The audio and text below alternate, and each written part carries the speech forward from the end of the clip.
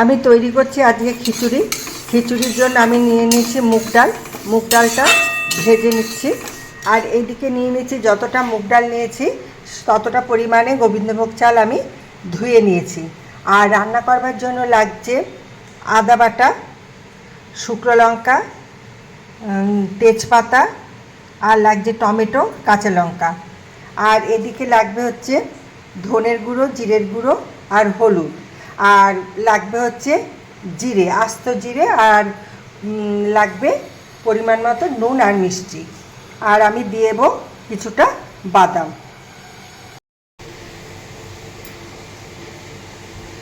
এদিকে খিচুড়ির জন্য আমি জল বসিয়ে দিয়েছি, জল প্রায় ফুটে উঠেছে। আর এদিকে করব হচ্ছে খিচুড়ির মশলাটা তৈরি করব। তৈরি করার জন্য আমি কড়াইতে সর্ষের তেল দিয়ে দিয়েছি।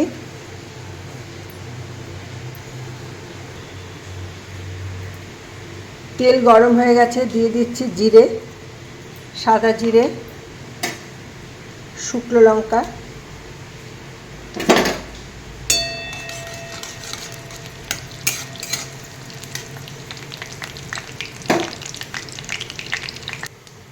জিরে আর শুকনো লঙ্কাটা পুড়ে গেছে।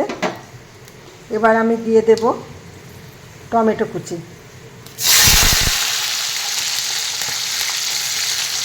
টমেটো দিয়ে দিলাম, দিয়ে দিচ্ছি আদা বাটা,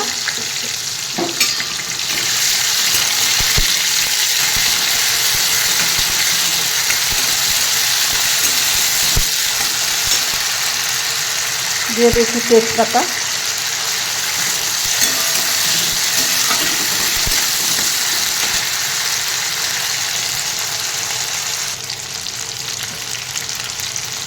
এবার দিয়ে দিচ্ছি অল্প পরিমাণে জল। এর মধ্যে দিয়ে দিচ্ছি ধনের গুঁড়ো, দিয়ে দিচ্ছি জিরের গুঁড়ো, দিয়ে এটা ভালো করে এখন কষে নেব।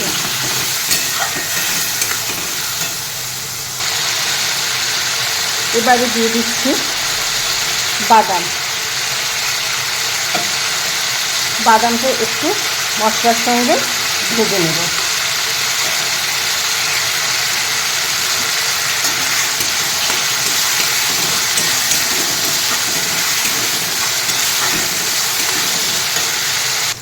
মশলাটা থেকে তেল ছেড়ে এসছে। এবার আমি দিয়ে দেব হলুদের গুঁড়ো। হলুদের গুঁড়োটা দিয়ে কিছুক্ষণ নাড়াচাড়া করব।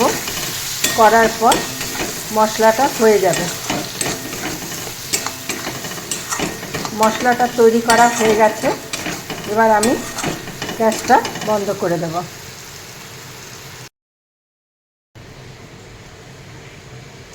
খিচুড়ির জন্য যে জলটা আমি বসিয়েছিলাম, জলটা ফুটে গেছে। এবার জলের মধ্যে আমি দিয়ে দেব ভাজা মুগ ডাল, ধুয়ে রেখেছিলাম। সে মুগ ডালটা আমি দিয়ে দিলাম। দিয়ে দিচ্ছি ধুয়ে রাখা গোবিন্দভোগ চাল।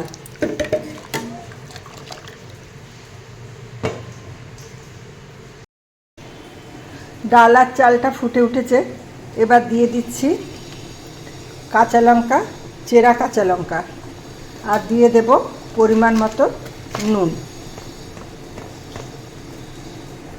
দিয়ে দিচ্ছি নুন।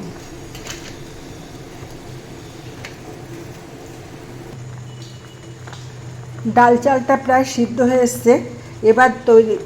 এবার দিচ্ছি যে মশলাটা আমি তৈরি করে রেখেছিলাম, এখন সেই মশলাটা দিয়ে দিচ্ছি। মশলাটা নামানোর কিছুক্ষণ আগে দিলে খিচুড়ির গন্ধটা খুব ভালো হয়। মশলার গন্ধটা থাকে, খিচুড়িটা খেতে ভীষণই ভালো লাগে।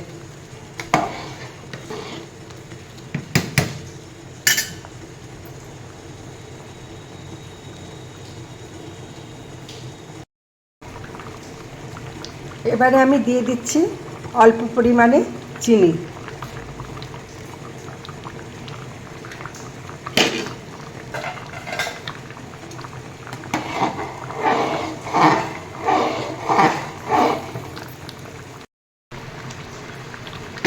খিচুড়ি আমার প্রায় হয়ে গেছে। এখন আমি দিয়ে দিচ্ছি ঘি। ঘি ছড়িয়ে দিলাম 2 চামচ।